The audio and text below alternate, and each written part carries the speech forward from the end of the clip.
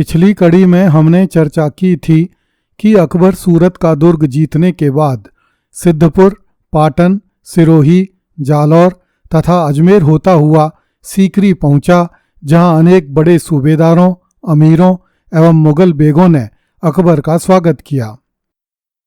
लाहौर का सूबेदार शाह कुली खां महरम मसूद हुसैन मिर्जा और उन तमाम लोगों को लेकर आया था जो लड़ाई में पकड़े गए थे। अबुल फजल ने लिखा है कि इन सब को गाय के कच्चे चमड़े में लपेटा हुआ था और उनके सींग भी नहीं हटाए गए थे। यह एक विभत्स दृश्य था। कच्ची खाल में लिपटे मिर्जाओं के मुंह पर मक्खियां भिनभिना रही थीं, जिन्हें वे अपने हाथों से उड़ा भी नहीं सकते थे। इन मिर्जाओं के शरीर और मन की पीड़ा का वर्णन करना संभव नहीं है। अकबर की तरह ये भी तैमूरी खानदान के शहजादे थे तथा इन्हें मिर्जा कहा जाता था। बाबर के बेटों की दर्द भरी दास्तान में हमने चर्चा की थी कि जब उज्बेक नेता शैबानी खां ने बाबर को समरकंद से तथा अन्य तैमूरी बादशाहों को खुरासान तथा ट्रांस आक्सियाना से निकाल दिया था, तब बहुत से तैमूरी शहजादे तथा उनके सैनिक भाग भाग कर बाबर की शरण में आए थे। बाबर ने इन्हें बड़े प्रेम से अपने पास रखा था, किंतु इन मिर्जाओं ने पग पग पर बाबर के साथ धोखा किया था। बाबर के पुत्र हुमायूं ने भी अनेक मिर्जाओं को अपनी शरण में रखा तथा उन्होंने हुमायूं के साथ धोखा किया। जब हुमायूं दोबारा भारत में अपने पैर जमाने में सफल रहा था, तब हुमायूं ने इन मिर्जाओं को संभल की बड़ी जागीर दी थी। यह वही जागीर थी जो बाबर ने किसी समय हुमायूं को दे रखी थी। इस जागीर में वर्तमान उत्तर प्रदेश के मुरादाबाद जिले में आजमपुर तथा नेहटौर आदि के इलाके शामिल थे। हुमायूं ने इन मिर्जाओं को यह अधिकार दे रखा था कि जब वह युद्ध के मैदान में लड़ रहा होता था, तब ये मिर्जा हुमायूं के घोड़े के चारों ओर रहकर युद्ध किया करते थे। जब हुमायूं की मृत्यु हो गई, तब अकबर ने भी मिर्जाओं की संभल की जागीर बनाए रखी तथा युद्ध के मैदान में बादशाह के घोड़े के पास रहकर लड़ने के अधिकार को भी अक्षुण्ण रखा। किंतु मिर्जाओं के रक्त में वफादारी कम, धोखाधड़ी अधिक थी। इनमें से बहुत से मिर्जा बाबर के चाचा, ताऊ तथा दादा परदादाओं के वंशज थे। इनमें से बहुतों के साथ बाबर के खानदान की शहजादियों के विवाह किए गए थे और बहुत से मिर्जाओं की पुत्रियों के विवाह बाबर की बहनों एवं बेटी पोतियों के साथ हुए थे। इस कारण बाबर के खानदान में मिर्जाओं को अवध्य माना जाता था। फिर भी अवसर आने पर बाबर, हुमायूं और अकबर तीनों को ही इन मिर्जाओं के विरुद्ध कार्यवाही करनी पड़ी थी तथा उन्हें अंधे करके उनके प्राण भी लेने पड़े थे। मिर्जा लोग धूर्त, मक्कार और विश्वासघाती लोग थे। उन्हें खुद पता नहीं था कि ये अपनी जिंदगी से तथा बाबर के परिवार से चाहते क्या थे। इसलिए जब भी अवसर मिलता था, बगावत का झंडा बुलंद कर देते थे। हालांकि इतिहास की पुस्तकों में अकबर के काल में मिर्जाओं के विद्रोह को ईस्वी 1570, 71, 72 और 73 में हुए मिर्जाओं के विद्रोह को बहुत कम महत्व दिया गया है, किंतु जब हम अबुल फजल, मुल्ला अब्दुल कादिर बदायूनी तथा राहुल सांकृत्यायन आदि लेखकों की पुस्तकों पर दृष्टिपात करते हैं, तो ज्ञात होता है कि अकबर के काल में हुआ मिर्जाओं का यह विद्रोह देशव्यापी था। विद्रोही मिर्जाओं की गतिविधियां उत्तर में संभल से लेकर पूर्व में कालपी तथा कन्नौज तक, मध्य भारत में बयाना एवं मालवा तक, पश्चिम में गुजरात से लेकर दक्षिण में खानदेश तक फैली हुई थीं।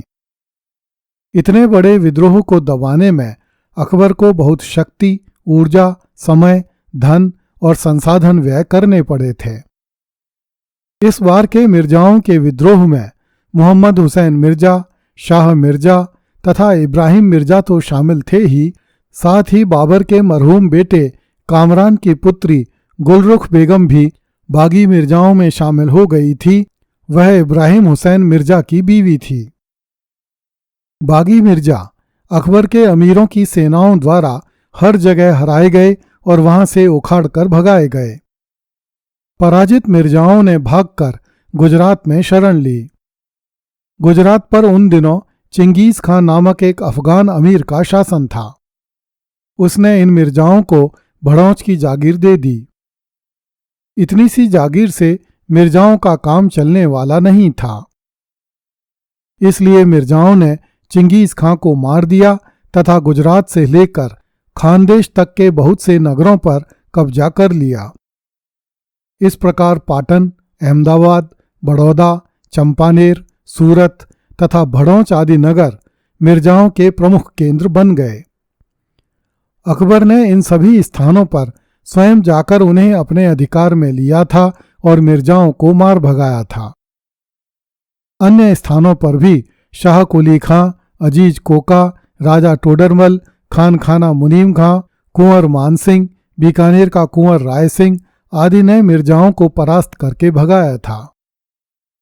शाह कुली खां इस समय नगरकोट के अभियान में था, फिर भी जब कुछ मिर्जा भागकर उस तरफ आए तो शाह कुली खां ने कुछ मिर्जाओं को मार दिया, जिनमें गुलरुख बेगम का पति इब्राहिम हुसैन मिर्जा भी शामिल था।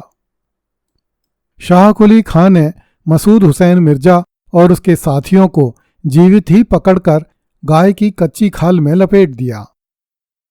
मुगलों के राज्य में किसी भी अमीर, उमराव अथवा बेग को यह अनुमति नहीं थी कि वह किसी तैमूरी शहजादे को इस तरह अपमानित अथवा पीड़ित करे। किंतु एक तो शाह कुली खां अकबर का निकट संबंधी था, दूसरे उसे महरम का दर्जा प्राप्त था, जो बहुत कम लोगों को प्राप्त होता था। इसलिए उसने मसूद हुसैन मिर्जा तथा अन्य तैमूरी शहजादों को गाय की कच्ची खाल में बंद करके अकबर के समक्ष प्रस्तुत करने का साहस किया था। अकबर को अपने खानदान के शहजादों को इस हालत में देखकर बहुत दुख हुआ और बहुत बुरा लगा, किंतु अकबर के दरबारियों को बड़ी प्रसन्नता हुई।